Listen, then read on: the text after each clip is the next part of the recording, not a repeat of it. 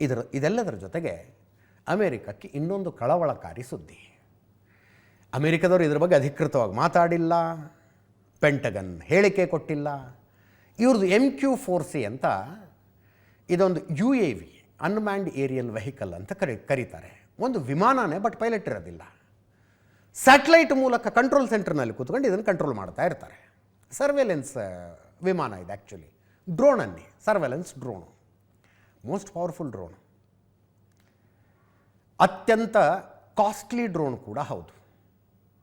$200 million ಆಗುತ್ತೆ ಒಂದು ಡ್ರೋನಿಗೆ. $200 million. Indian ಕರೆನ್ಸಿಲಿ ಒಂದು 1600 ಕೋಟಿ ರೂಪಾಯಿ. ಇಂಥದ್ದೊಂದು ಡ್ರೋನು MQ-4C ಹಾರ್ಮುಜ್ ಜಲಸಂಧಿಯ ಮೇಲೆ ಸರ್ವೆಲೆನ್ಸ್ ಮಾಡ್ತಾ ಇದ್ದಾಗ ಏಕಾಏಕಿ ನಾಪತ್ತೆ ಆಗಿಬಿಟ್ಟಿದೆ. ನಾಪತ್ತೆ. ಎಲ್ಲಿ ಹೋಯಿತು, ಏನಾಯಿತು? ಇದನ್ನು ಇರಾನ್ನವ್ರು ಹೊಡೆದ್ರಾ ಅಥವಾ ಇದೇ ಏನೋ ಟೆಕ್ನಿಕಲ್ ಎರರ್ನಿಂದ ಎಲ್ಲರೂ ಬಿದ್ದುಬಿಡ್ತಾ, ಏನೂ ಗೊತ್ತಾಗಿಲ್ಲ. ವೆರಿ ಪವರ್ಫುಲ್ ಡ್ರೋನ್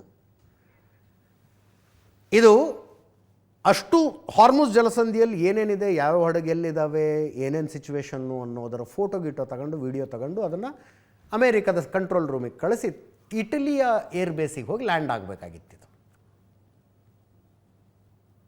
ಹಾರ್ತಾ ಇದ್ದದ್ದು ಒಂದು ಎಮರ್ಜೆನ್ಸಿ ಮೆಸೇಜ್ ಬಂತಂತ, ಅದರಿಂದ ಏಕಾಏಕಿ ಕಂಟ್ರೋಲ್ ರೂಮ್ನ ಮಾನಿಟರ್ ಮೇಲೆ ಇಲ್ಲವೇ ಇಲ್ಲ. ಅದು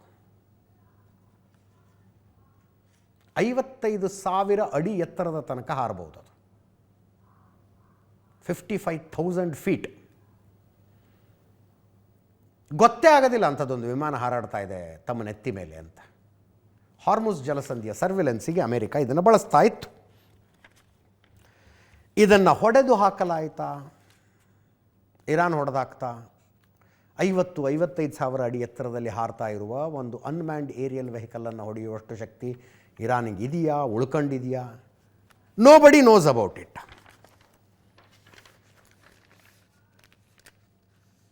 ಈ ಯುದ್ಧದಲ್ಲಿ ಅಮೇರಿಕ ಏನೇನು ಕಳ್ಕಣ್ತು ಅನ್ನುವ ಲಿಸ್ಟಿಗೆ ಇದು ಒಂದು ಸೇರ್ಪಡೆಯಾಯಿತು.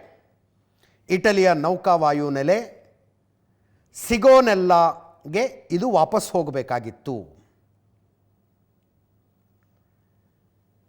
ಅಮೇರಿಕದ ಬಳಿ ಇರುವ ಅತ್ಯಂತ ಕಾಸ್ಟ್ಲಿ UAV ಇದೆ. ಹೆಚ್ಚಾಗಿ ಇದನ್ನು ಬಳಸೋದು ಸರ್ವೆಲೆನ್ಸ್ಗೆ. ಒಂದು ಸಲ ಟೇಕ್ ಆಫ್ ಆದರೆ 24 ಗಂಟೆ ಸತತವಾಗಿ ಇದು ಹಾರಾಡಬಲ್ಲದು. 7,400 ನಾಟಿಕಲ್ ಮೈಲು ವ್ಯಾಪ್ತಿಯಲ್ಲಿ ಇದು ಕೆಲಸ ಮಾಡಬಲ್ಲದು.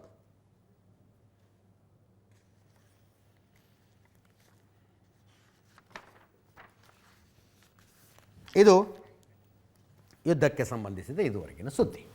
ನಾಳೆ ನೋಡೋಣ ಪಾಕಿಸ್ತಾನದಲ್ಲಿ ಮಾತುಕತೆ ಆಗುತ್ತೋ ಇಲ್ವೋ, ಇರಾನ್ ಅವ್ರು ಬರ್ತಾರೋ ಇಲ್ವೋ, ಬೆಳಗ್ಗೆ ಅಪ್ಡೇಟ್ ಸಿಗುತ್ತೆ.